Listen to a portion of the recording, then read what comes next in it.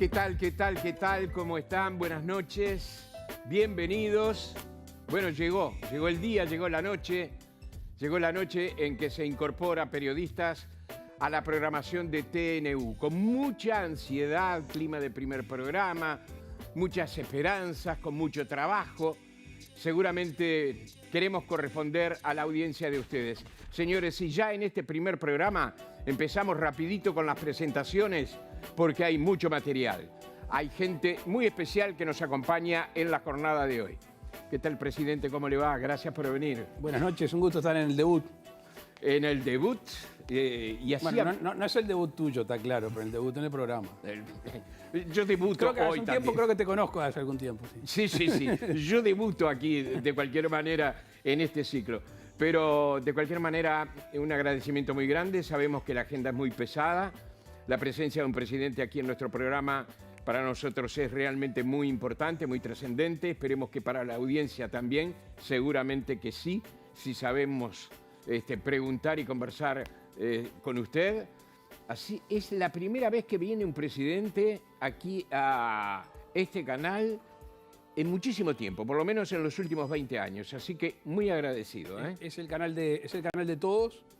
En un programa acá me preguntaron si iba a venir de presidente, dije que sí. Así que el saludo obviamente a todos los periodistas, a la producción y a los funcionarios del canal por el esfuerzo que están haciendo y por el que van a hacer. Gracias. Vamos a las presentaciones de los compañeros. Alfonso Leza, te vi conversando mucho con el presidente. ¿Le sacaste algo ya? Y estamos hablando de todo un poco. Sí. Paso estar acá, de vuelta en el canal, de vuelta trabajando contigo, con este equipo y con el presidente. Estábamos hablando de algunas cosas, entre otras cosas de un amigo común que hace algunos asados. Dice él que los hace, ¿sí? Pero no se engaña. Nada más que en eso. No, ¿On the record nada? ¿On the record tampoco? Otras cosas. ¿Sí? Sí. Cuenta, cuenta, presidente, cuenta después. Cecilia Olivera, ¿qué tal? Buenas noches, Jorge. Muy feliz, como todos, de formar parte de este equipo de periodistas, de integrarnos a TNU y de tener el honor de tener al primer mandatario en este debut en el primer programa. Nosotros vamos a estar analizando, además de la entrevista con el presidente y otros contenidos que tenemos, vamos a estar analizando cómo quedó el mapa electoral del país tras los comicios departamentales y municipales del domingo. Diego Sass, ¿qué tal? ¿Cómo está todo? ¿Cómo está Jorge Traverso? ¿Todo tranquilo? ¿Sí? Contame algo de lo que va a pasar. Aparte del presidente, vamos a tener a la persona que lidera el grupo de científicos que asesora al gobierno. Apenas arrancó la pandemia, el gobierno se recostó fuertemente en la academia y Rafael Radi se encargó de ponerse al hombro este equipo. Pasó el invierno, era uno de los objetivos, pasar el invierno con la pandemia relativamente controlada. Al parecer la tenemos controlada. Vamos a preguntarle a Radi qué es lo que se viene. Señores, pero además hay gente que está trabajando en el exterior. Está nuestra compañera Eugenia Cataño, está en exteriores. Están ocurriendo episodios importantes, noticiosos de alta trascendencia en el exterior. ¿Qué tal, Eugenia? Buenas noches, Jorge. Buenas noches para todos. Vamos a estar en el Palacio Legislativo, donde esta tarde se trató el pedido de desafuero del senador Guido Manini Ríos. Vamos a estar con las repercusiones y con lo que va a ser mañana su tratamiento en el plenario del Senado. Gracias, Eugenia. Bueno, presidente, ¿cómo se siente? Bien, trabajando, obviamente con cambio de planes muy abrupto a los pocos días, pero la capacidad de adaptación, no solo personal, sino de un equipo, es fundamental para poder lidiar con los problemas. Lo ideal es poder anticiparlos. Ahora, cuando se rompe la hoja de ruta, cuando se rompe un patrón, allí la capacidad de seguirlos de cerca y asesorarse es fundamental. Los términos que ahora usamos todo el tiempo, ¿no? Protocolo, claro. Científico. Faltó la de modelo predictivo. Cuando arranca la pandemia, cuando tuvimos que tomar las medidas más drásticas o más complejas y queríamos conocer modelos predictivos, no había modelos predictivos ni siquiera en comparación con el resto del mundo. Así que debo decir que dentro de los males de la pandemia y del daño que va a dejar, la tranquilidad de estar con la espalda de un buen grupo de seres humanos. Y ahí se crearon cosas como, por ejemplo, perillas, que ahora se ha transformado, digamos, en una palabra que utilizamos muy a menudo. La nueva normalidad. La nueva normalidad. Se la escuché decir a él por primera vez. Exactamente, la nueva normalidad fue una de las primeras personas realmente que las aplicó, no solamente aquí en nuestro país, sino a nivel general. Pero, presidente, a ver, pensemos en esto, ¿no? Yo sé que no es una pregunta fácil de responder, pero de alguna manera creo que la pregunta tiene que ver con lo que mucha gente se pregunta a su vez. Tenemos pandemia, no tenemos mucha plata en el bolsillo, hay desempleo, hay empresas que están en situación crítica, algunas dicen que no van a abrir, la región está muy mal, Argentina está muy mal, Brasil no está bien, el mundo en general está complicado. ¿Cómo debemos ver los uruguayos nuestra vida en un tiempo breve razonable? Bueno, no tengo la bola de cristal. Sí, cuando uno toma determinadas medidas, trata de proyectar, trata de ver qué es lo que está pasando en el mundo. No quiero pasar facturas viejas porque para mí ya es pasado, pero debo decir que antes del 1 de marzo y obviamente antes del 13 de marzo, la situación económica del país era complicada, ¿no? Casi un 5% de déficit, cerca de un 10% de desempleo, la deuda, etcétera, etcétera. La bajísima inversión, ahí quiero frenar un instante, la caída de la industria, y a eso se le suma la pandemia.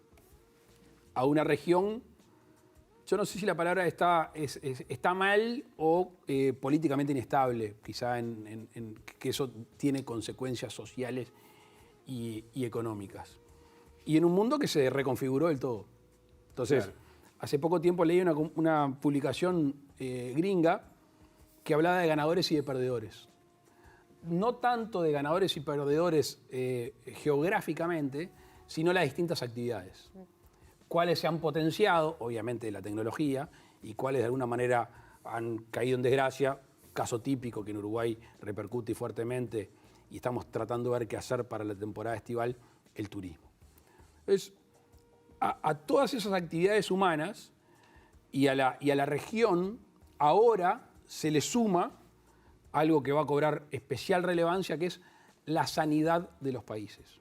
Claro. Y estoy hablando de sanidad ambiental y estoy hablando de sanidad humana. Y eso Uruguay, por ahora, y yo siempre cruzo los dedos, está en el podio. Eso primero hace al deber ser de un gobernante, que es cuidar a su gente, y desde el punto de vista de la salud es prioritario, y va a tener, a mí no me cae la menor duda, consecuencias positivas sobre aquellos países que hayan actuado bien durante la pandemia y consecuencias negativas sobre aquellos países que hayan actuado mal. Que algunas se están viendo. Sí. Va a haber una migración muy grande por dos factores. Un factor estructural, que es la globalización. Sí. El mundo en muy poco tiempo, nuestros hijos, nietos, no necesariamente van a vivir donde trabajan. Sí. Hay una imagen que yo en campaña nombraba mucho, que es una mujer que se levanta en Alemania, era una foto de un Twitter, una mujer en Alemania, con una pantalla, manejando un Caterpillar, manejando una máquina pesada, que estaba trabajando en Corea. Eso va a ser cada vez más presente en las nuevas generaciones. Con lo cual, la globalización hace que seamos ciudadanos del mundo, inclusive a veces alejados del trabajo, y eso tiene además una aceleración que es, no, yo quiero vivir en un lugar sano. Claro. Entonces Uruguay tiene componentes históricos, uno que es de la densidad demográfica, otro que es un tema sanitario, Sí. y otro que es el actual, que es cómo viene equilibrando las perillas. Mis hijos, cuando dije perilla, me dicen perilla, hace años, papá. no sé lo que es una perilla, comando de control, tablero de control. Yo usé las perillas porque soy más viejo, la perilla de la salud y la perilla económica. Bien. ¿Estamos bien económicamente? No, no estamos bien económicamente. No estábamos y caímos. En comparación con el resto del mundo, aunque a mí me importa bastante poco, a mí me importa nuestro país y compararme con nosotros mismos, vemos que algunas economías han caído abruptamente. ¿Por qué traigo la comparación? No para decir, sacar pecho que no estamos tan mal, estamos mal, sino porque eso también genera un efecto de atracción a aquel que quiere no solo mudarse con su familia, sino también eventualmente hacer un inversión. Si usted me permite, dentro de algunos minutos vamos a hablar de eso. Mis compañeros quieren hacer preguntas, yo voy a hacer una pregunta antes que ellos. Ayer vi un video en el cual Bolsonaro, no lo quiero poner en aprietos, y sé que de pronto no puede responder todo lo que usted puede sentir al respecto. Ayer vi un video en el que Bolsonaro hablaba de Argentina diciendo que era Venezuela y carcajeándose. Al día siguiente le hablaron con Alberto Fernández y Alberto Fernández dijo que no sabía quién era Bolsonaro. Uruguay puede ser un puente en ese distanciamiento que hay hoy entre Argentina y Brasil, porque necesitamos eso, ¿no? También. Para hacer un puente, lo primero que hay que hacer es no decir que va a ser un puente. Claro.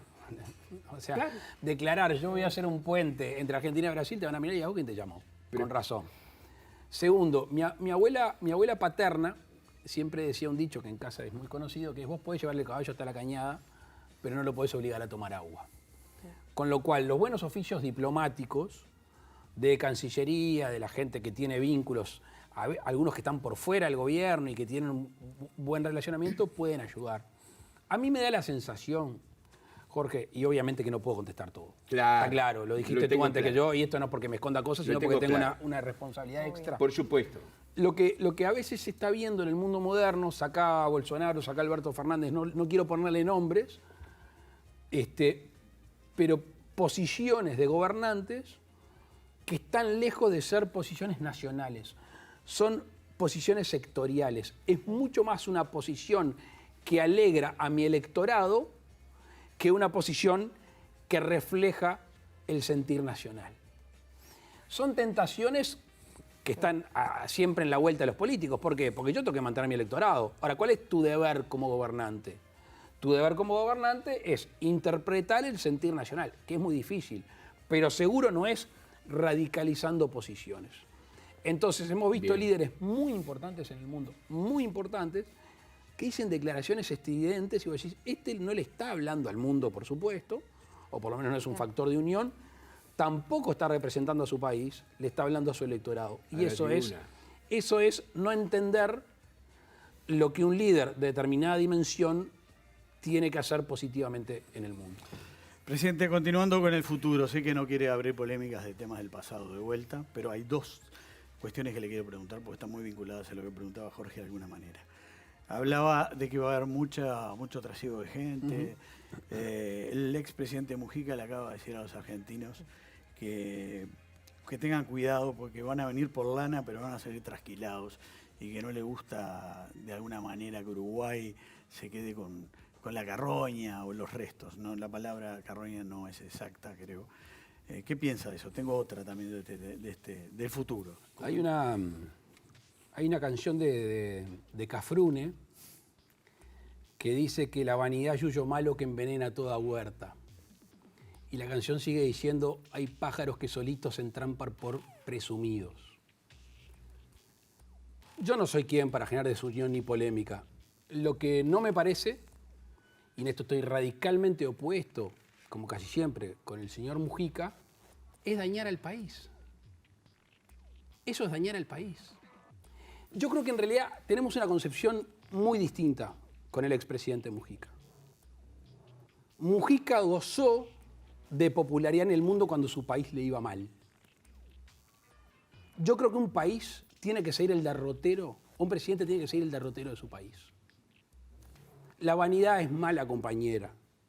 Y lo que debería hacer el expresidente Mujica, si quiere a su país, es ir y hablar bien de Uruguay. Y no ahuyentar a aquellos que están viniendo. Por suerte, la mayoría de la gente no le cree. Le agrego una más antes de ir con SAS, que tiene que ver con esto.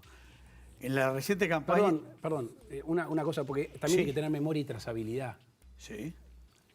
¿No se acuerdan hace unos años, Mujica, cuando sale electo, en el Conrad creo que fue, pidiéndole a los argentinos que se vengan a vivir, que vengan a poner sus ahorros. Capaz que Mujica, si se acuerda o alguien se lo escribe, dice eso y no dice lo que dijo hoy. Bueno, le voy a tirar otro tema que viene desde la actual oposición. El ex intendente y candidato Daniel Martínez, acaba de decir, hace 2, 3 días, 4, que Uruguay se encamina a otro 2002. Y el ex ministro Story dijo que el Frente Amplio en esta ocasión no podría seguramente actuar como una barrera social. ¿Cómo ve esas predicciones? La alternancia en el poder le hace bien a una democracia. Yo creo que hay que acostumbrarse a eso. Lo digo porque yo, entre otras cosas, vengo de un partido que supo estar 90 años en la oposición. Entonces, acostumbrarse a que un partido vive, sobrevive, subsiste, estando solamente en el poder, es un gran error. Entonces no hay que tomarlo tan dramáticamente. Yo sé que hoy a la coalición multicolor le toca hacer el gobierno, quizá en algunos años no. Nosotros vamos a actuar con la misma lealtad para con el país. Y levantar sospechas, suspicacias o dar manija, yo creo que no le hace mal, no le hace bien a nadie. Seguramente, gran parte de estas opiniones están influidos por estado de ánimo y por eso yo las atenúo. Bien, enrabado con este tema, ¿qué tal la calle? No nos saludamos. Se han propuesto de diferentes tiendas, PIT-CNT, Frente Amplio, también el Instituto de Economía de la Universidad de la República, medidas para mitigar el impacto de la crisis, ¿no? Incluso el propio instituto habló de transferencias para estar en los niveles de pobreza similares a 2019. Se propuso el PIT-CNT, se propuso el Frente Amplio, este tipo de transferencias monetarias, pero no tuvo mucho eco en el gobierno, ¿no? Incluso se manejaron hasta cifras de un 0,44% del PIB de 2009 para mantenerse a los niveles de 2019. ¿Por qué se descartó o se descartaron estas ideas? Primero porque los recursos son escasos. Muchos de los que están proponiendo este tipo de medidas son los que dejaron la caja vacía. O sea, no es que tenemos poco dinero, es que todos los meses tenemos que agregarle. Tenemos déficit. Por eso el Uruguay toma crédito, toma deuda, porque no nos da. Y además se gastó ineficientemente. No quiero hacer historia, pero ustedes la conocen.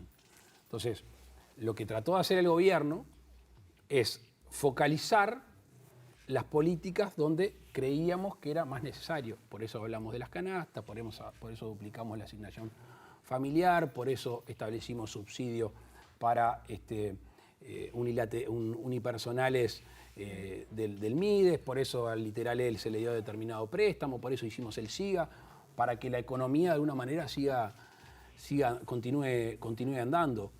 Las noticias, si bien no son alentadoras, porque mientras que haya gente desempleada, más que cuando empieza la pandemia, no son buenas, pero hemos visto cómo a raíz de algunos instrumentos, por ejemplo el seguro de paro parcial, que me parece que es un gran descubrimiento el que lo creó, hay gente que está retornando a sus trabajos. Ya son muchos trabajadores que han vuelto a sus empresas. Y otro elemento que no es menor es que no sabemos cuánto dura. Y eso es determinante. Sí. No se puede gastar todo el dinero. ¿Cuánto tiempo a cuánta gente vamos a tener que prestarle asistencia? No sabemos cuánto dura. Más o menos se sabe que en algún momento en la mitad del siguiente año vamos a tener una nueva normalidad más normal, ¿no? Por eso se hacían estos planteos de, por un año por lo menos, hacer estas transferencias. Me gustaría que quien te asesoró en el más o menos se sabe... El propio Radi, quizás. Yo el más o menos se sabe tampoco puedo trabajar con eso. Lo que no asegura es un retorno a la inversión de la economía tampoco. Y asumir más deuda, ¿Por qué? Porque es que no podemos seguir asumiendo deuda. Es insostenible seguir asumiendo deuda en el porcentaje que está hoy. ¿Cuánto tiene ya tiene un salto importante. Cuando nosotros monitoreamos la deuda con el equipo económico, es muy alto. Entonces, parte del déficit, parte de lo que nos falta, es para pagar intereses de deuda. Entonces, nosotros tomamos algún préstamo, pero no estamos en condiciones.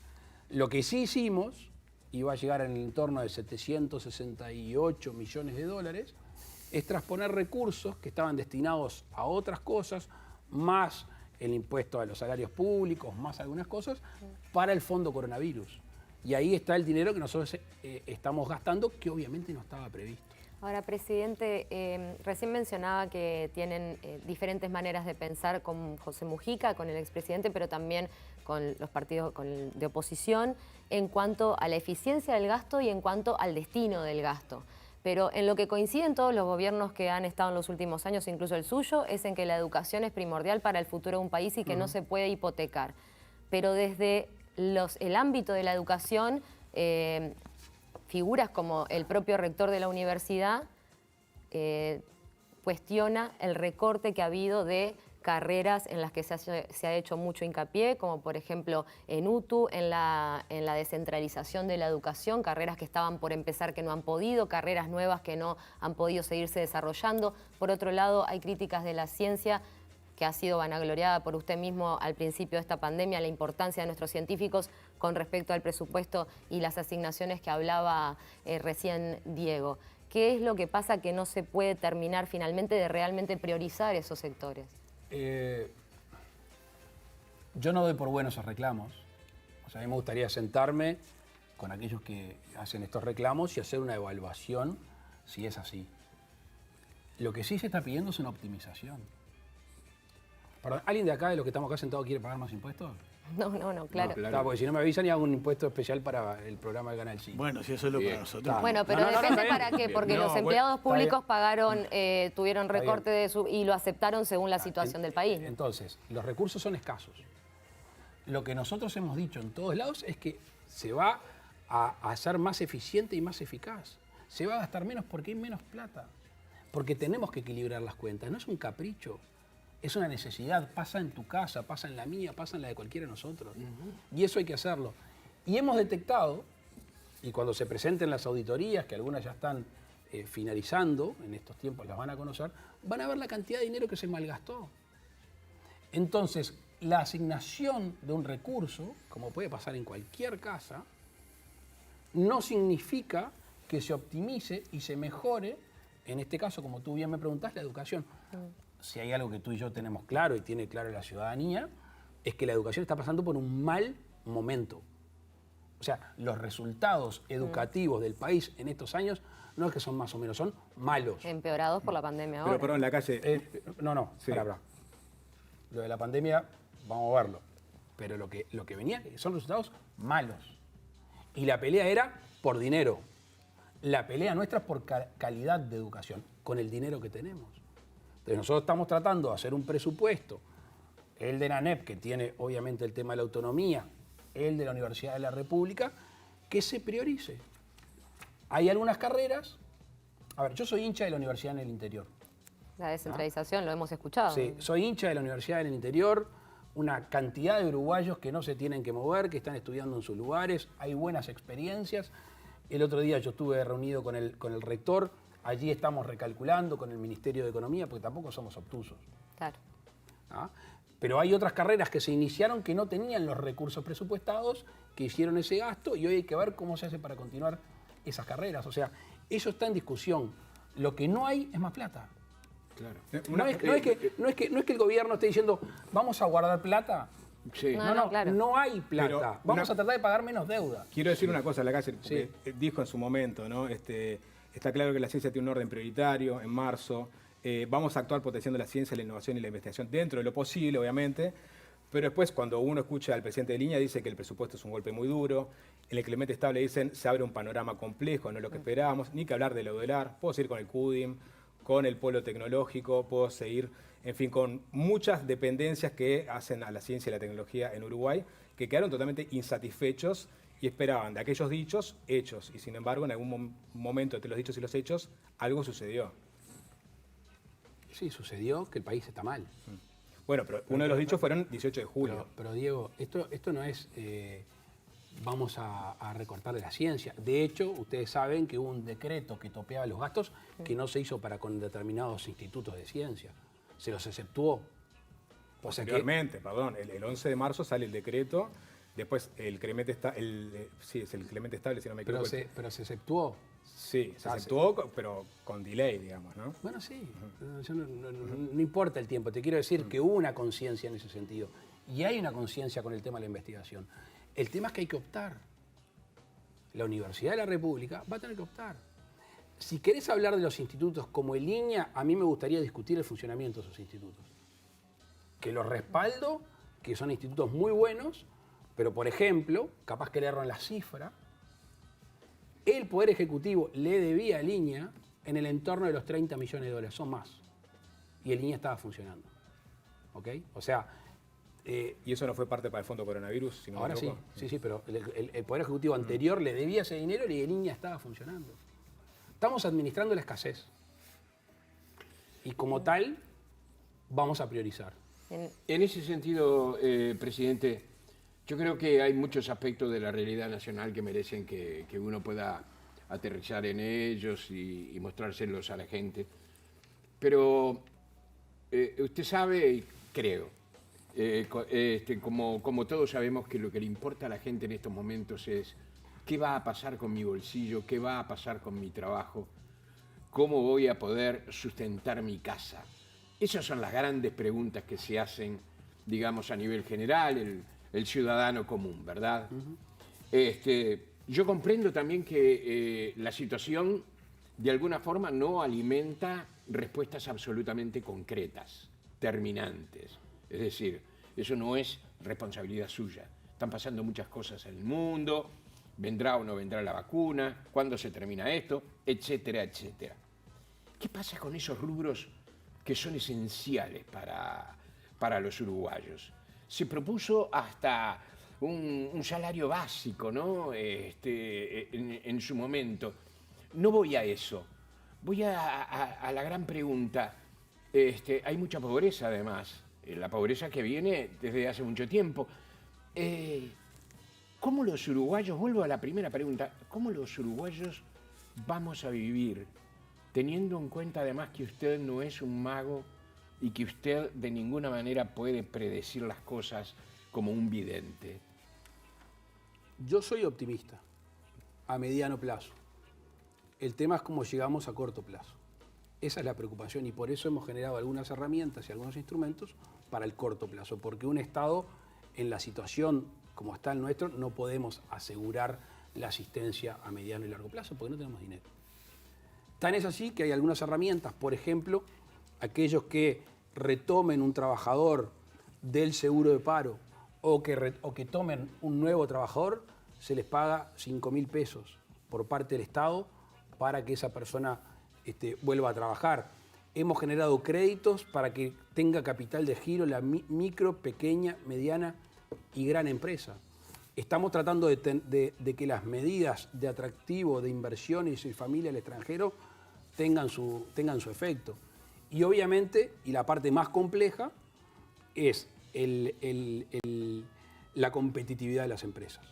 Bien. Y esto obviamente se agravó con la pandemia, pero ya la veníamos arrastrando, que es un tema es el dólar. ¿Sí? ¿Ah? Y allí no podemos empezar en la competencia loca con Brasil y con Argentina porque marchamos. Sí. No tenemos ni la espalda ni podemos andar así.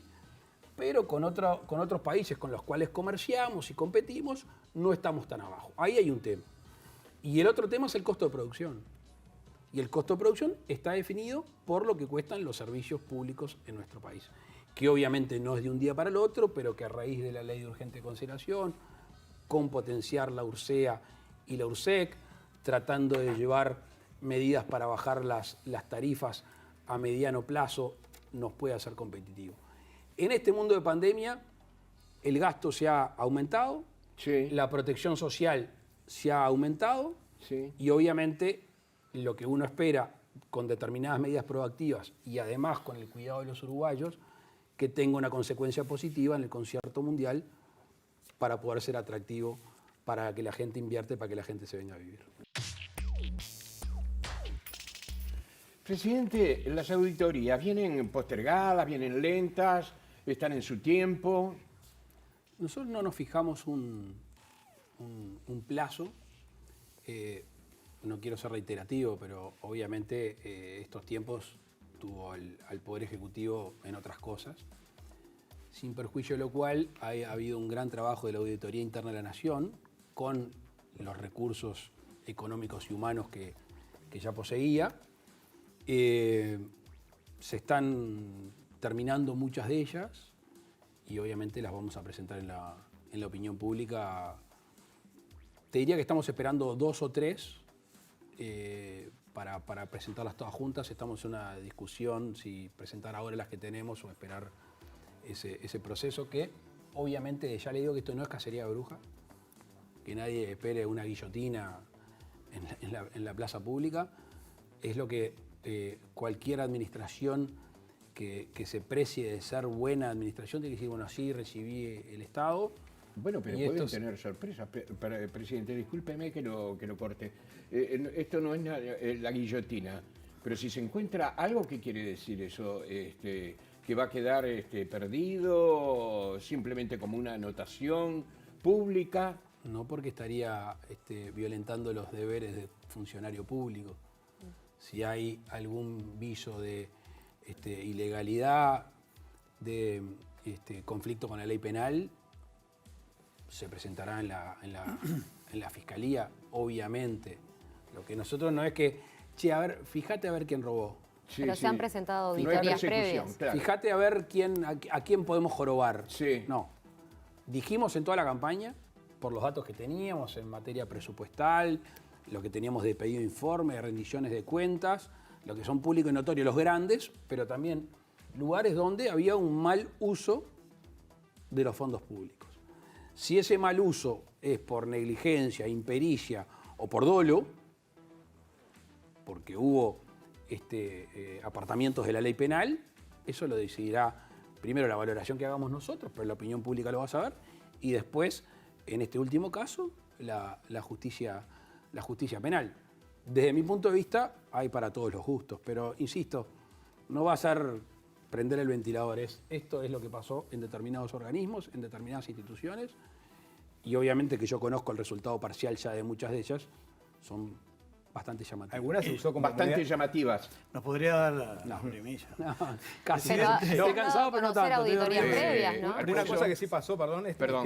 que se hicieron avances de auditorías que parecían casi como moneda de cambio para responderle a la oposición. ¿Me estás preguntando si es una moneda de cambio o no? No, pienso en Sí. y bueno, un poco sí. Obviamente me va a decir que no, pero No, porque se hizo... si te digo la verdad, no hago esas cosas. este, Es más, te voy a decir una cosa, que no salga de acá de esta mesa. Desde mi punto de vista, las auditorías debieron de presentarse todas juntas. No Alfonso, auditorías sí, previas como se Alfonso, hizo. O sea que no fue el Poder Ejecutivo o el Presidente de la República dijo vayan. No, desde mi punto de vista lo más prolijo, y es lo que estamos tratando de hacer ahora, es que todas las auditorías tengan una presentación única para Claro. que la opinión pública y el periodismo y aquellos analistas puedan analizar. Presidente, Aparte no entiendo por qué sería moneda de cambio en realidad, pero bueno. es política. Pero no estamos en eso. La chiquita no. no podemos dejar pasar esto sin una mínima evaluación de lo que pasó y las consecuencias de las elecciones departamentales. Yo le quiero hacer 2 preguntas sobre eso. Una, ¿qué evaluación hace en general también de la candidata Blanca? Podemos empezar por ahí. Y si este escenario de 2 coaliciones cree usted que llegó para quedarse. Y después le quiero preguntar sobre la ronda de COSE con mañana. Si quieren ganar tiempo, ya te digo que no te voy a contestar ninguna de esas preguntas. ¿Ninguna de esas? Solo una precisión, la candidata no es blanca. Bueno, pero ¿cómo fue el Que desempeño? tenga origen es una cosa, fue candidata No. por el Partido Independiente De la coalición. de la coalición. Sobre los resultados y análisis políticos, no sabes las ganas que tengo. No, pero el El tema- domingo caminaba así, Pero más allá de lo... por las paredes y por el techo, porque fue la primera vez en mi vida que no pude... Bueno, tú me seguiste en las campañas. Pero más allá de lo No pude político hacer de militante. partidario, sí parecería que esas 2 coaliciones llegan para quedarse, digamos. Es una opinión política que no la voy a dar. Bueno, entonces Que tengo vamos- obviamente tengo una valoración, soy un bicho político, insisto, no saben lo que sufro no dedicarme a la política, pero mi deber con la opinión pública, La con los política uruguayos, partidaria no- está en el Bueno, vértice. Sí, bueno. Pero, y sigue sosteniendo que bueno, las visitas a los departamentos no fueron La- apoyando a las elecciones en la previa. Nosotros fuimos primero a hacer inauguraciones oficiales. Nadie me puede haber visto con una bandera. Nadie me vio hablando de un candidato. Es más, estuve con intendentes del Partido Colorado en Rivera, estuve con intendentes frentistas e hice cosas institucionales. Si eventualmente eso tiene una valoración política positiva, bueno, el doctor Sanguinetti dijo hoy que el Partido Nacional había favorecido, que el gobierno había favorecido al Partido Nacional, ¿no? Yo puedo estar de acuerdo con el doctor Sanguinetti en eso.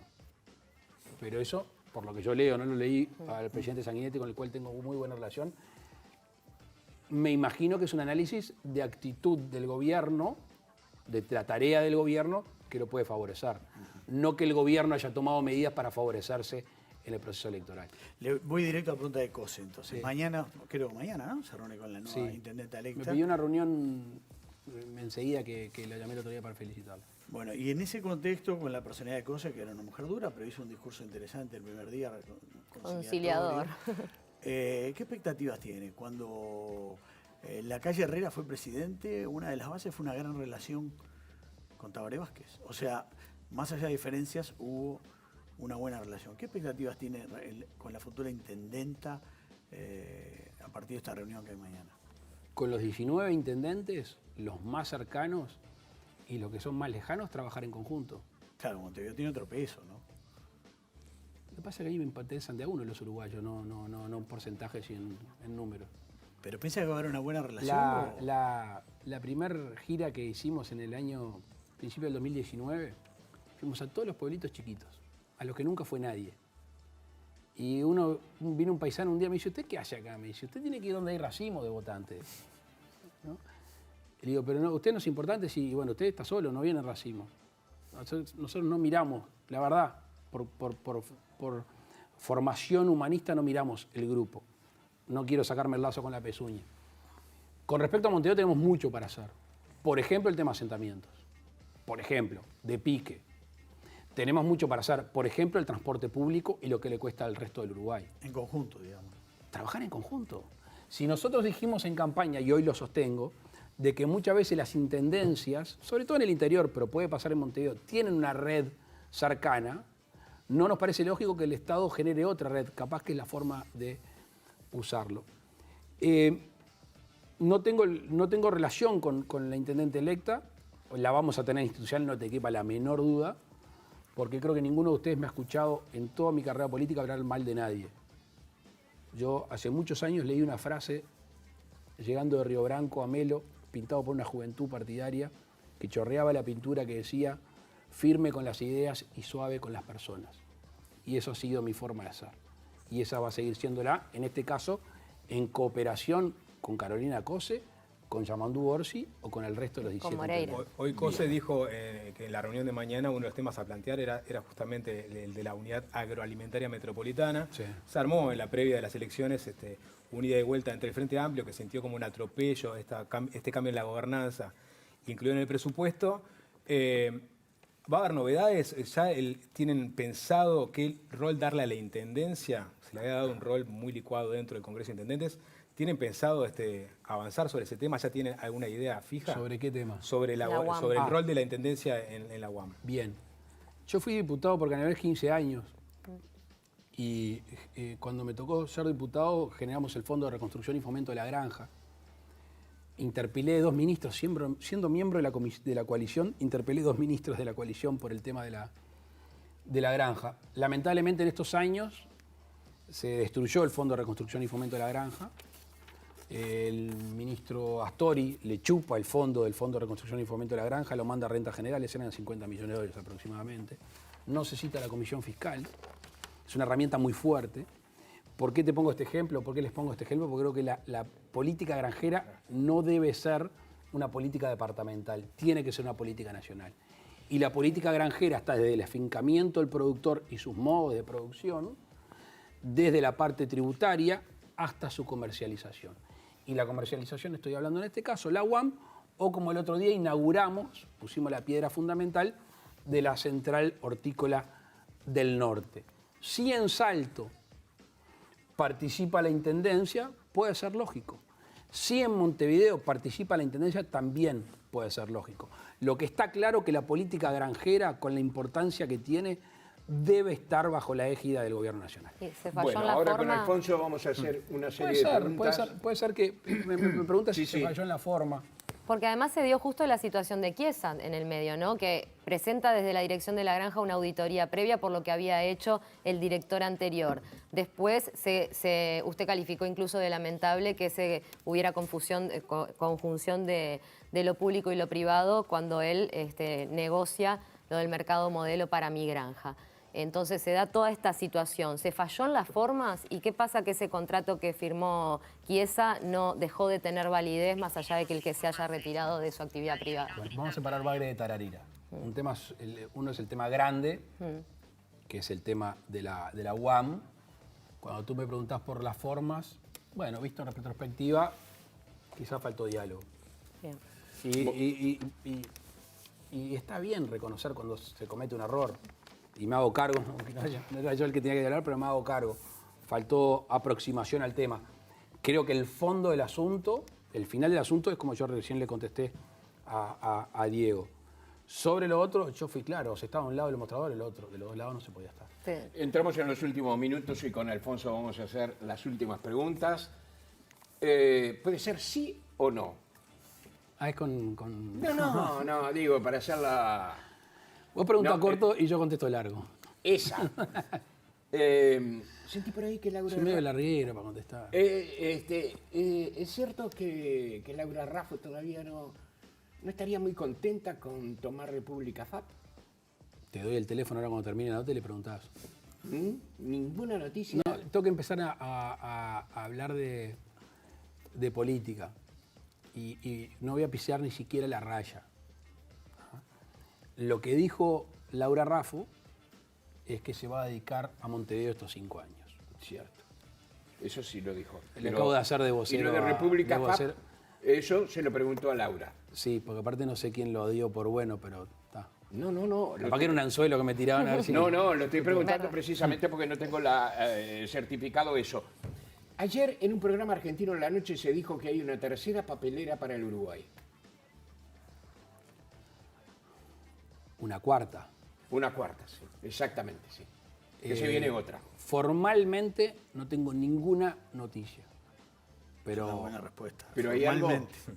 No, formal mirá, informalmente, para que vean que les voy a abrir toda la cancha, ayer estuvimos hablando con una persona que me habló hasta la supuesta instalación en una región del país, pero no era una persona ni del rubro, ni vinculada, ni nada, simplemente de rumores como puede haber. Formalmente no hay nada, oficialmente tampoco, y extraoficialmente nadie ha hablado conmigo de ese tema. En ese programa argentino se dijo que se había hablado con Argentina para hacer esa papelera, que no se había llegado a un acuerdo, que era una inversión que sería la mayor de todas las que de alguna manera podíamos estar estableciendo para las papeleras uruguayas. Esa pregunta en realidad es para la UAM, porque es fruta.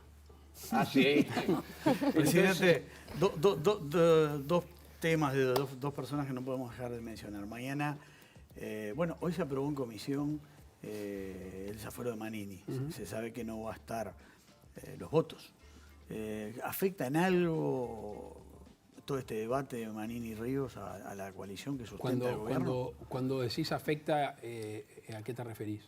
Si afecta el funcionamiento, si hay algún problema de relación con Manini a partir de esto, si está primando lo político sobre lo jurídico o están convencidos de que en realidad el gobierno tuvo la información de las famosas actas y de todo lo demás. Jurídicamente, Sí.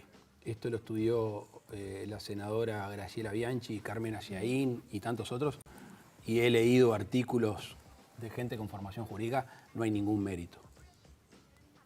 Jurídicamente no hay ningún mérito. Sobre el fondo del asunto, yo lo dije de candidato, no puedo cambiar. Puedo atenuar el tono de mi declaración, pero no puedo cambiar mi opinión. A mí no me cabe la menor duda que el incendio no estaba en las Fuerzas Armadas. El incendio no estaba en el Ministerio de Defensa. El Ministerio llegó a la Torre Ejecutiva. A mí no me cabe la menor duda que había información. Y si tenía una duda, que no la tenía, con lo que se conoció del caso del señor Gilberto Vázquez, menos duda tengo. ¿Y por qué no Y la otra apoyarlo? persona... ¿Qué tiene que Que ver? vaya Manini ante la justicia, ¿por qué no apoyarlo entonces para que todo esto seas más transparente para los uruguayos. Pero lo que pasa es que la transparencia no pasa por Manini. Eso es una buena pregunta para hacer todo un programa. Bien. Centrar el tema de las actas, el tema de los pactos, el tema de la información y el conocimiento en Manini, en el caso de Manini, es estar fuera de la situación. El caso de Manini, puntualmente, jurídicamente, no hay elementos.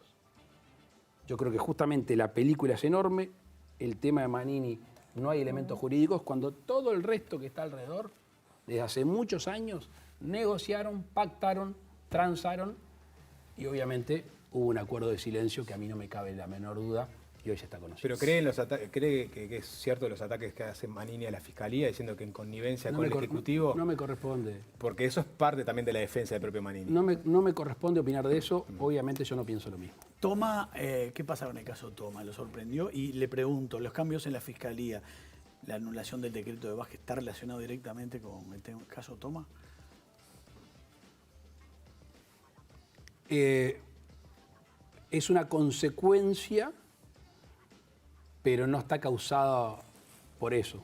O sea, la función del fiscal de gobierno a raíz del decreto del presidente Vázquez yo no la comparto. Después de este suceso, obviamente, disparó este decreto. Pero en el fondo yo ya no compartía el decreto firmado por Vázquez hace un tiempo que le daba determinadas competencias al fiscal de gobierno. Obviamente, a mí, el señor Toma, no me merece ningún tipo de confianza. Con respecto al turismo, todavía se sabe poco qué es lo que puede ocurrir, a pesar de que la temporada se viene. En Argentina no se sabe qué medidas se van a tomar. Hay algunos que ya en Argentina están previendo que en Navidad no habrá posibilidades, por ejemplo, de grandes festejos, que se van a prohibir. ¿Qué es lo que va a pasar o se intuye? Porque partimos de pocas certezas, eso lo tengo claro, eso lo tenemos claro. Más que se intuye, ¿qué es lo que se planifica? Creo que hoy más temprano hablamos de vacuna sí, vacuna no. Vacuna sí, como se dice comúnmente, hacemos llover. El sueño del pibe, como Claro, dijo. vacuna no, que es lo más probable. Y ahora lo agarran, presionen a Radio ahora de parte mía. Sí, sí, sí. Porque están diseñando también el plan verano conjuntamente con el Ministerio de Salud Pública. Ahí vamos a tener que elegir. Y elegir en base a qué. Obviamente volvemos a las perillas, ¿tá? Pero la económica en este caso es muy fuerte, la cantidad de divisas que genera el turismo. Y claro, si en este caso no hay temporada turística, sabemos que hay departamentos que van a tener un invierno muy, muy complejo.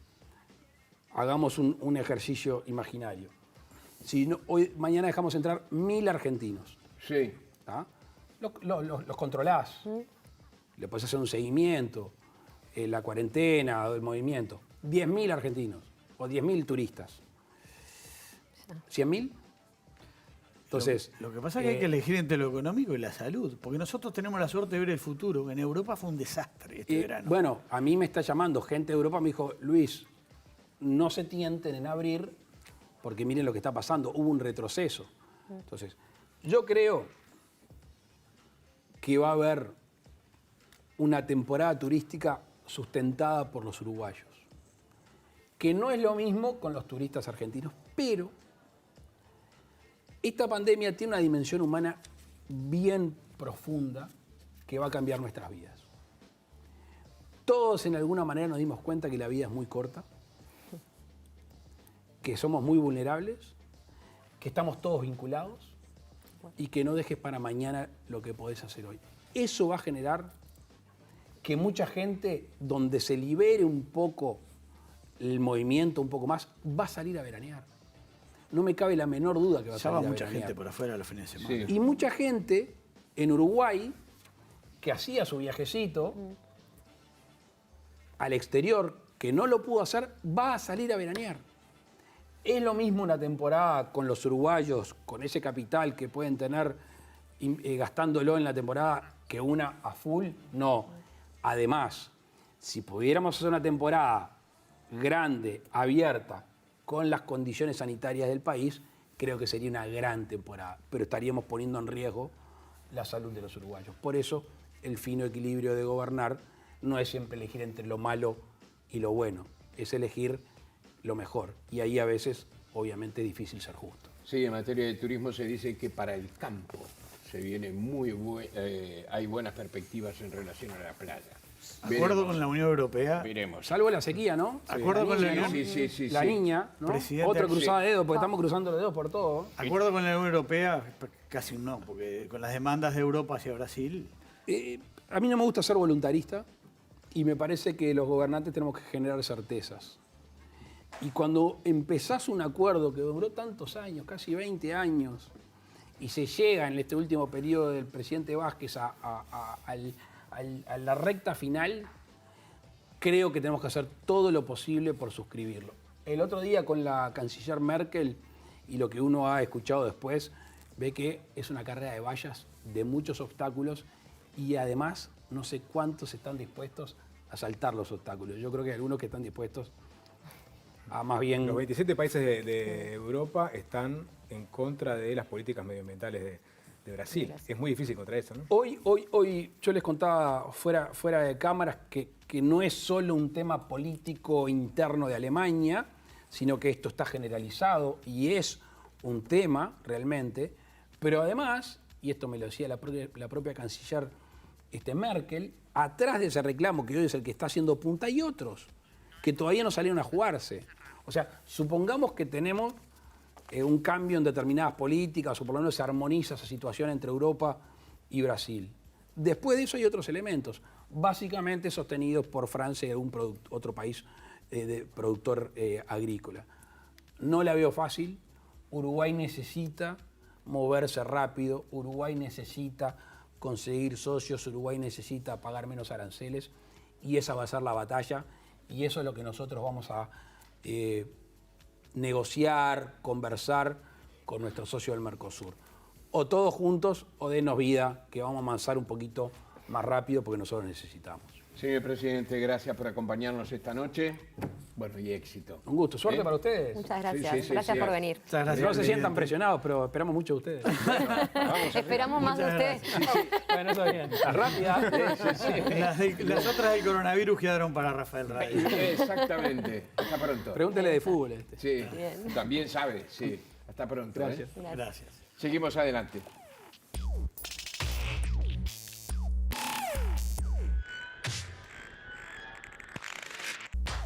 Estaba observando el último informe que nos dice que 23 personas se han contagiado. Es una cifra a respetar, ¿eh? Una persona falleció por coronavirus aquí en nuestro país y la enfermedad, es decir, la cantidad de personas que están cursando la enfermedad, ha aumentado a 214. A tomarse en serio este tema, ¿eh? Nos vamos con Eugenia, porque como les decíamos más temprano, Eugenia Cataño está abordando un tema muy importante que está ocurriendo en estos momentos. Eugenia. Buenas noches, Jorge, ¿cómo están ahí? Nosotros estamos en el Palacio Legislativo, estamos con el senador del MPP, Charles Carrera, integrante de la Comisión de Constitución y Legislación del Senado, que hoy trató el tema del desafuero del senador Guido Manini Ríos de Cabildo Abierto. Senador, ¿qué resolución tomaron hoy que mañana se va a tratar en el plenario? Bueno, buenas noches. Gracias por la oportunidad de diálogo. En primer lugar, señalar a la audiencia de ustedes que hoy la Comisión de Legislación, de Constitución y Legislación del Senado tomó una resolución muy importante, es decir, de los 9 miembros, 5 de ellos proponen al plenario mañana un proyecto de resolución en el cual aconsejan al cuerpo que el cuerpo vote en forma favorable el desafuero del senador Manini. Ese es un hecho trascendente porque la comisión especializada de esta casa, que es la Comisión de Constitución y Legislación, le aconseja esta resolución al cuerpo. Mañana la sesión va a comenzar a las 10 de la mañana. En primer lugar va a informar el Frente Amplio, luego hará un informe la senadora Ciaín del Partido Nacional y luego hará uso de la palabra y hará su informe el senador Lanz de Ciudadanos del Partido Colorado. Y luego se le dará la oportunidad de escuchar al senador Manini Ríos. En general, nosotros consideramos del Frente Amplio, y en ese sentido también acompaña el senador Lanz del Partido Colorado, que hay lugar a la formación de causa. Es decir, que en nuestro país existe un sistema de justicia que es un sistema de justicia independiente y que le da todas las garantías al senador Manini Ríos a que se presente y que allí se explique ante la justicia si es responsable o no de este delito que se le atribuye. De esas miles de fojas que estudiamos, surgen elementos realmente aberrantes que tienen que ver con nuestro pasado reciente, es decir, que tienen que ver con la verdad de hechos que ocurrieron en la época muy triste de la dictadura. Es decir, hay declaraciones de delitos aberrantes de Gavazo, de Silveira, de homicidios, y bueno, y eso tiene un impacto en causas judiciales que hoy se están llevando adelante por parte del Poder Judicial. El argumento de que en su momento se dio a conocer a las autoridades, es decir, al presidente de estos hechos y al secretario, ministro de Seguridad, de Defensa del país. Mire, de todas las fojas, de toda la documentación que tuvimos a la vista, no surge ningún elemento documental, ningún documento probatorio que acredite que en aquel momento el general Manini Ríos, que tenía la obligación de denunciar, de dar cuenta de estos delitos, lo haya comunicado debidamente a las autoridades. Es decir, desde el primer día de abril del 2018 hasta febrero del 2019, que él da cuenta e informa al ministro de Defensa, en ningún momento se comunicó de estas declaraciones, del testimonio de estos delitos que se cometieron por parte de Gavazo y de Silveira. Eso es, el fiscal Morosoli analizó la responsabilidad penal de un conjunto de funcionarios del Estado y al único que le atribuye responsabilidad penal es al general Manini. Es decir, los miembros del Tribunal de Honor, tanto de primera instancia como en alzada, es decir, le dieron cuenta al general Manini Ríos de estas declaraciones y él no dio cuenta en ningún momento. Para cerrar, ¿qué consecuencias puede tener el voto que tome mañana el Senado?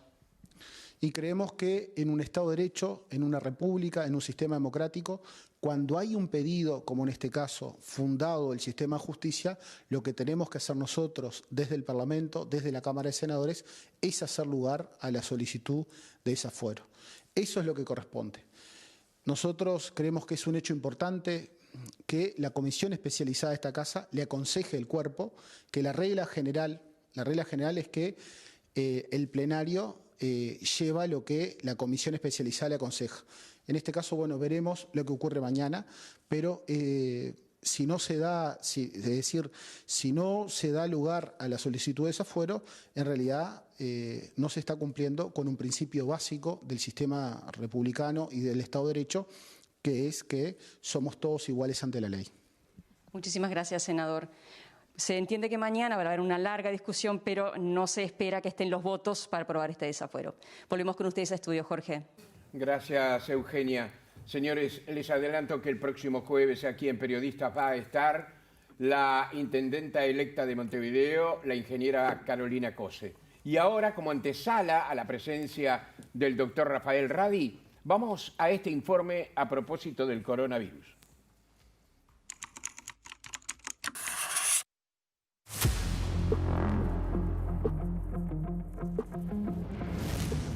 El 13 de marzo, el presidente Luis Lacalle Pou anunció los primeros 4 casos de COVID-19 en Uruguay, todos procedentes de Milán. Por entonces, el virus, detectado en la provincia de Wuhan, en China, en diciembre de 2019, había contagiado a más de 134.000 personas y causado unas 5.000 muertes en todo el mundo. Ese día el gobierno decretó la emergencia sanitaria. Un día después, decretó la suspensión de las clases y el 17 de marzo, el cierre de fronteras. En la actualidad, el país más afectado del mundo es Estados Unidos, con más de 200.000 fallecidos, seguido por Brasil, que se acerca a los 5 millones de contagios y supera los 141.000 fallecidos, mientras Argentina enfrenta una expansión del virus en todo su territorio, supera los 700.000 contagios y las 16.000 muertes. La pandemia superó el 1.000.000 de muertes y más de 33 millones de personas se han contagiado en todo el mundo.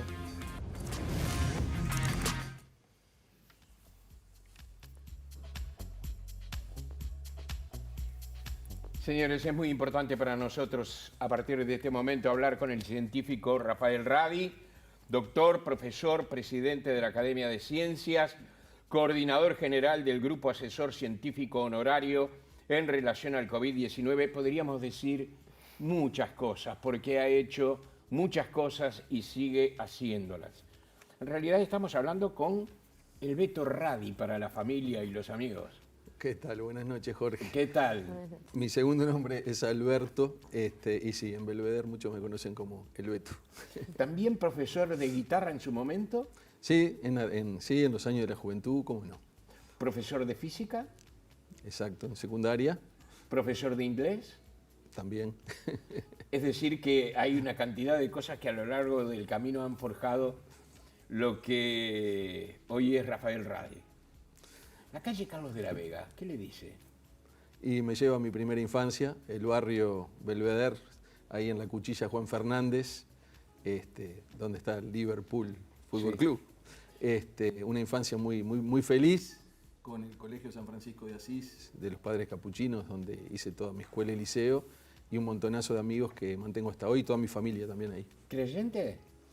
No, agnóstico en este momento, pero sigo muy de cerca algunos sectores del cristianismo, y muy convencido de que los valores que aprendimos en aquella comunidad franciscana, que trabajaba mucho con la sociedad, el barrio Belvedere, París, La Teja, fue una etapa muy linda, y esos valores quedaron para siempre. Así que no puedo definirme como ateo ni creyente, soy un agnóstico hace mucho tiempo. Bien, jugador de Liverpool en básquetbol. Radi, hace algunos minutos decía de 23 contagios, y yo transmitía una cosa para la cual tal vez no tenga autoridad. Decía que me están preocupando mucho concretamente algunas cifras que se están dando en los últimos días.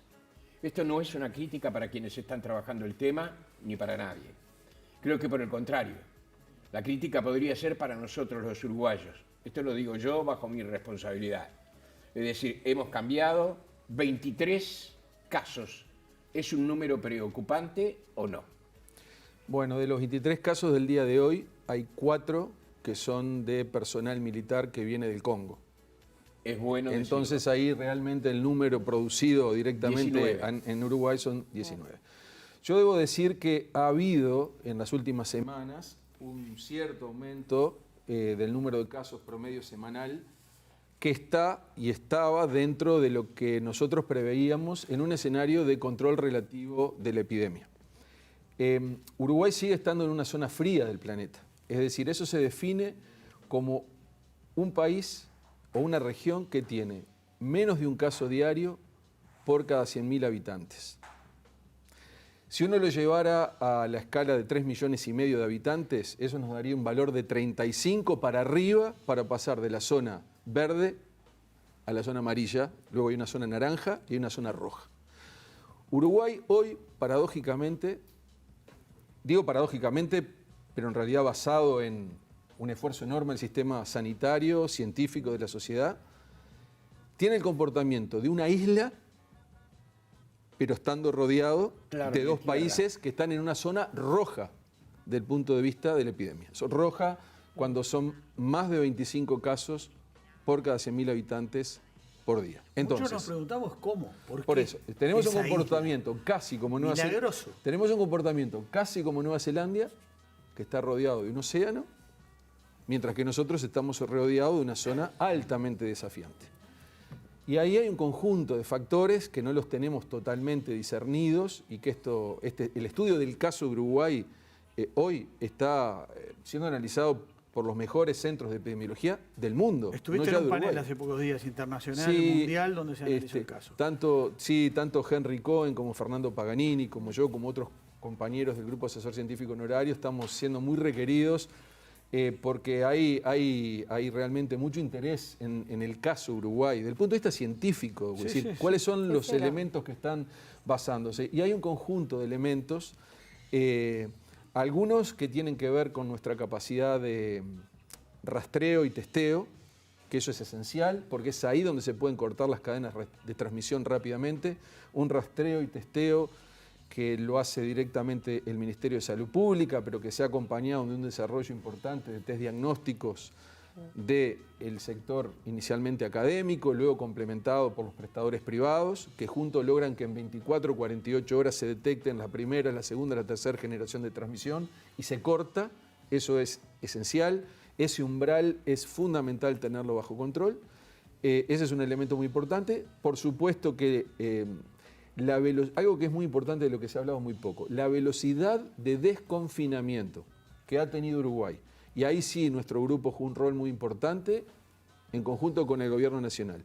¿Cómo iba a ser el ritmo de desconfinamiento y las medidas acopladas a ese desconfinamiento para que no hubiera un rebote, como pasó en Israel, por ejemplo, para dar un ejemplo?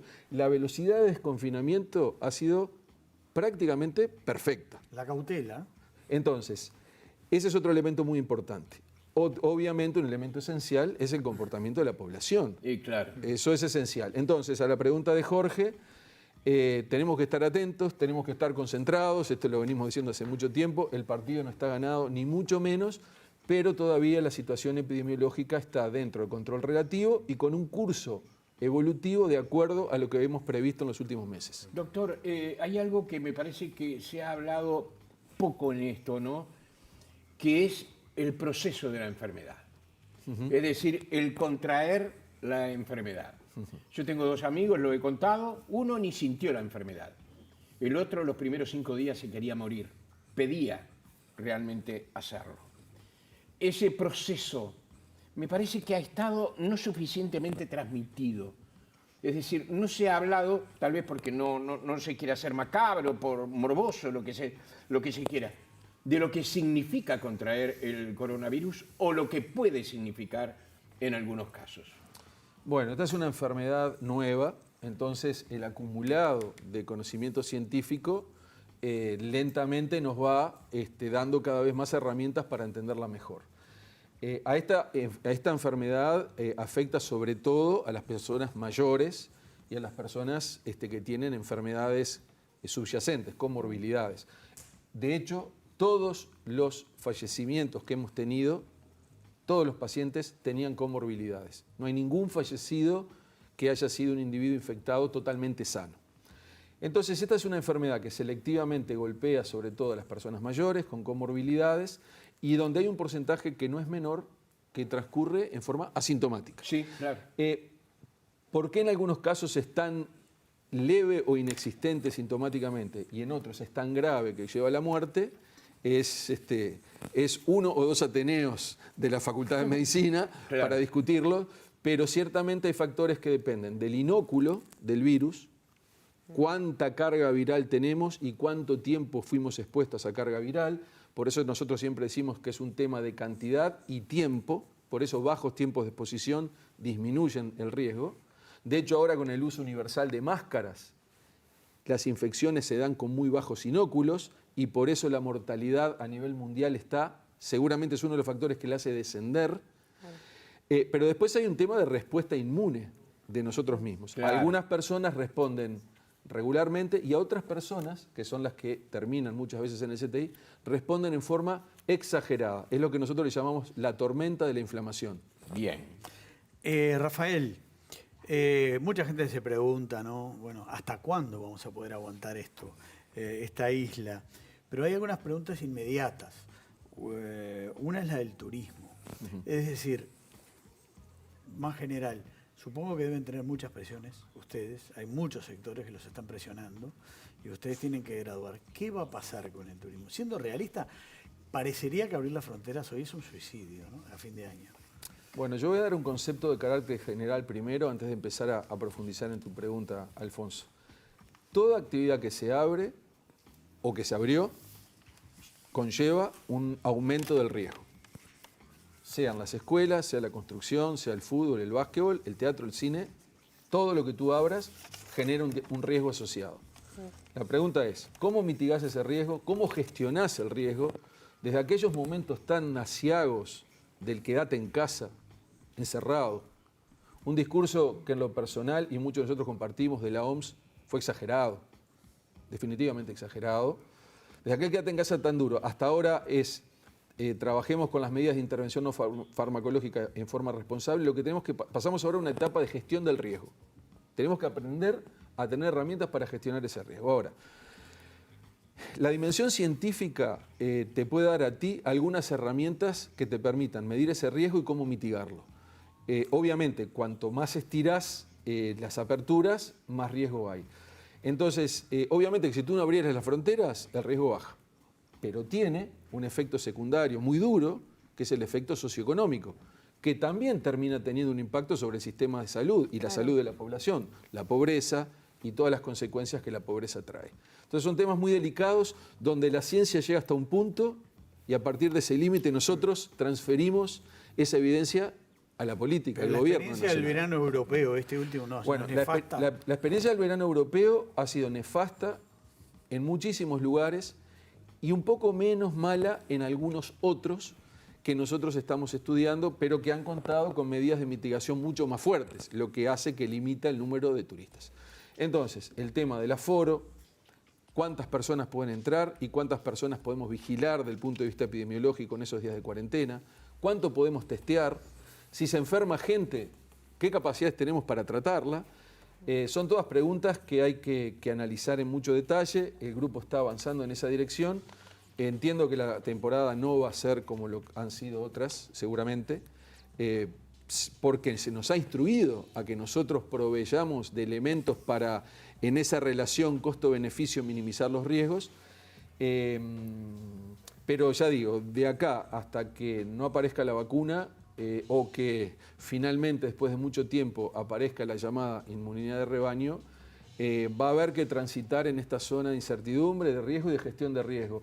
Entonces, tu preocupación es la misma que tenemos nosotros, pero también hay efectos parapandémicos que tienen que ver con los impactos económicos. Y bueno, esos son asuntos de la política nacional y nosotros vamos a dar un menú limitado de opciones, pero que sean sanitariamente y científicamente razonables. Una consulta, perdón, Jorge, sí, sobre un poco hablando del futuro más cercano, ¿no? El propio presidente hablaba de los modelos de predicción, que era algo que capaz que no estaba en el menú de oferta al principio del control de la pandemia, ¿no? Han trabajado mucho y bien en esto, ¿no? Como para predecir cómo va a estar la situación en las próximas semanas. Tuvimos un evento importante como fueron las elecciones municipales el domingo, con un trasiego de gente muy importante. Anexado a eso estuvo la marcha de diversidad que generó críticas por parte del gobierno. ¿Tienen idea cómo puede haber impactado estos dos eventos en el control o descontrol del coronavirus en Uruguay? Bueno, hay algunos escenarios predictivos, pero todavía la verdad es que carecemos de datos reales que van a empezar a aparecer sobre es decir, 5 a 6 a 7 días después de los eventos que tú mencionás. Entonces, cuando llegue el viernes, sábado, domingo, lunes, martes de la semana que viene, vamos a tener un poco más de datos, porque el escenario de Uruguay, y esto lo dice siempre Fernando Paganini y todo el equipo de modelos, estamos trabajando con una realidad de números muy bajos comparados con el mundo. Y los modelos se vuelven peores predictores, para fortuna de nuestra población, cuando los números son muy bajos. Entonces, escenarios posibles hay varios, pero necesitamos algunos datos más. Una vez que tengamos esos datos, sí podemos hacer predicciones en lo que puede pasar, por ejemplo, en el próximo mes, 2 meses, 3 meses. Sí. Pero todavía necesitamos un set de datos de la semana entrante que nos permita visualizar si realmente hay brotes y si esos brotes además se generaron de forma poco rastreable. Un problema de los jóvenes asintomáticos y de la transmisión por los jóvenes es que los jóvenes pueden transmitir 2, 3, 4 generaciones sin que haya síntomas. Claro. Y cuando aparece el sintomático, hay toda una cola de transmisión. ¿Y cuál es la capacidad máxima de seguimiento? Aparece un caso. Sí. ¿Cuántos casos por día se puede tener bajo control de seguimiento de sus contactos y los contactos de los contactos? Bueno, ¿Es un numerito que nos conviene a los uruguayos tener en la mente? Decir, bueno, tantos casos por día, ¿sigue bajo control? Bien, el director general de salud, el doctor Asqueta, planteó el otro día que hace unos meses los contactos por contagiado estaban entre 7 y 8 y hoy están en el orden de 12 a 14. Sí. O sea que cada uno de nosotros hoy tiene más contactos que lo que teníamos hace unos meses porque hoy tenemos más movilidad. Sí. Nosotros decimos en el grupo nuestro, una cifra por día estamos excelente. 2 cifras nos empezamos a preocupar. Como hoy. 3 cifras realmente nos preocupamos mucho y no quiero avanzar más en ese sentido. Bien. No ha pasado. No nos ha pasado y siempre nos mantuvimos debajo de los 35 casos por día, que como yo dije en este elemento que yo planteaba, un caso por día cada 100.000 personas, que en el caso uruguayo transforma eso a 35 personas. Claro. Al estar por debajo de 35 estamos en lo que toda la epidemiología mundial indica situación de control. Queda un solo minuto, doctor. Y acabo de leer un tuit en el cual me dicen: quiero adquirir el coronavirus para así sacarme esta pesadilla de arriba. ¿Qué le diría usted?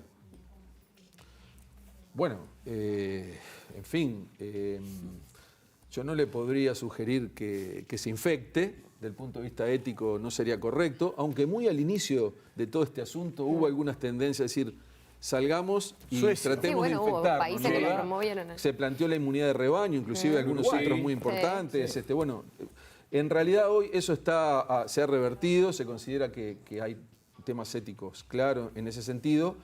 Una persona que se infecta en realidad no sabe cómo le va a ir. Si una persona es joven, no tiene comorbilidades, seguramente sea asintomático, pero a su vez puede infectar a otra, y él mismo, hay algunos casos de muertes en jóvenes que por suerte no han ocurrido en Uruguay. ¿Y se puede repetir la enfermedad además? Las tasas de reinfección a nivel mundial son marginales y en principio, de acuerdo a lo que conocemos de este coronavirus y de otros coronavirus, las tasas de reinfección en los plazos de meses hasta, yo diría, un plazo de año o 2 años son marginales, de acuerdo a lo que está mostrando la evidencia internacional. Doctor Rafael Radi, nos vamos. Cortita, ¿tienen ya decidido qué van a hacer con los test serológicos desarrollados, casi 250.000, para ver si alguien ya tuvo el virus? Sí, ya ha habido un acuerdo con el Ministerio de Salud Pública, lo está instrumentando la División de Epidemiología, entre los equipos que han desarrollado los test serológicos de la Universidad de la República, el Instituto Pasteur, el GACH y el Ministerio de Salud Pública, se han definido un conjunto de intervenciones con los test inmunológicos, serológicos, focalizadas, por ejemplo, en el sector salud, también randomizados a nivel, por ejemplo, de la zona metropolitana y de fronteras, para empezar a entender cuál es la seroprevalencia en Uruguay. Eso nos va a dar también un entendimiento mayor de cuál es el volumen de circulación que ha habido de asintomáticos. Ahora se está protocolizando eso, pocas semanas van a estar empezándose a analizar. Doctor Rafael Radi, qué gusto, ¿eh? La vamos a seguir en una próxima. Yo quisiera felicitarlos, Jorge, Cecilia, Diego y Alfonso, por esta iniciativa en televisión pública tan necesaria en estos tiempos que corren. Así que felicitaciones y adelante. Muchas gracias. Muchísimas gracias. Muy amables.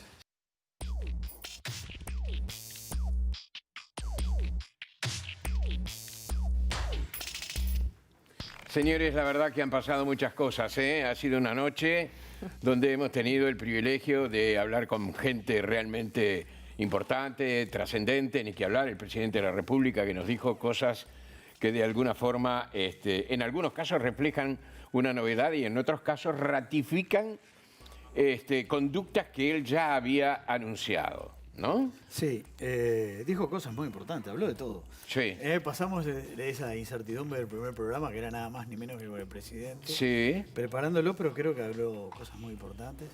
Dejó muchas puntas para el análisis, capaz que el jueves, porque ya estamos casi sin tiempo. Sí, podemos hablar exactamente. de eso, de las elecciones, un poco de todo eso. Va a estar, como tú decías, la ingeniera Carolina Cose. Exactamente, ahora lo anunciamos. Eugenia, 30 segundos para ti que vienes de exteriores. Bueno, el Palacio Legislativo hasta ahora ya estaba muy tranquilo. Pero estuvo en su momento. Muy expectantes para mañana, porque mañana el senador Guido Manini Ríos va a estar presente en sala, solo se va a retirar para el voto, para responder cada una de las alusiones que se hagan. Así ¿Fue muy recio hoy el enfrentamiento entre las partes? hoy no, mañana lo va a hacer. Mañana lo va a hacer. Mañana Cecilia. convocatoria, va a haber. Bueno, me quedo con Una una marcha. sensación muy, muy, muy linda. La verdad que va a ser difícil mantener el nivel de invitados que tuvimos hoy, sin duda, y el recibimiento. Así que gracias a todos los que estuvieron del otro lado haciéndonos el apoyo y para adelante. Diego. Pasó volando, Jorge. No sé si te pasó. ¿Pasó lo mismo, volando? ¿no? Pasó volando. Sí, sí. Pasó volando. Bien, nos tomamos una hora. ¿Te parece? ¿La merecemos? Señores, nos vamos, pero volvemos el jueves a las 8:30 de la noche con la presencia de la ingeniera Carolina Cose, intendenta electa de Montevideo, y también vamos a tener la presencia de Ignacio Munjo, economista, presidente director de Ceres. Vamos a hablar de economía. Vamos a hablar de eso que tanto nos interesa a todos. Se han reformulado ¿Cómo nos muchos va a seres, ir, se están no? haciendo informes muy puntuales, permanentes, y hace poco sacaron uno muy polémico sobre el tema pobreza, por ejemplo. Exactamente. Vamos a hablar de todo eso. Gracias. Algo que no quiero dejar de decir, a pesar de que sea un abuso pasarnos. Agradezco en nombre de todos la apabullante, créanme, cantidad de buenos deseos que hemos tenido. La expresión de buenos deseos del sistema político en general. Hemos tenido, por ejemplo, de todos los partidos políticos, algunos llamados de esos Muy que dicen, importantes. vamos adelante. Eso es muy bueno, entre ellos, por ejemplo, la de la vicepresidente Beatriz Argimón, pero también de otra gente en general. Colegas, unos cuantos. Sí. Colegas que compiten. Sí, amigos. Sí. Televidentes, que es el centro de nuestro trabajo. Eso no quería dejar de decirlo. Realmente nos emocionó mucho. Hasta el jueves.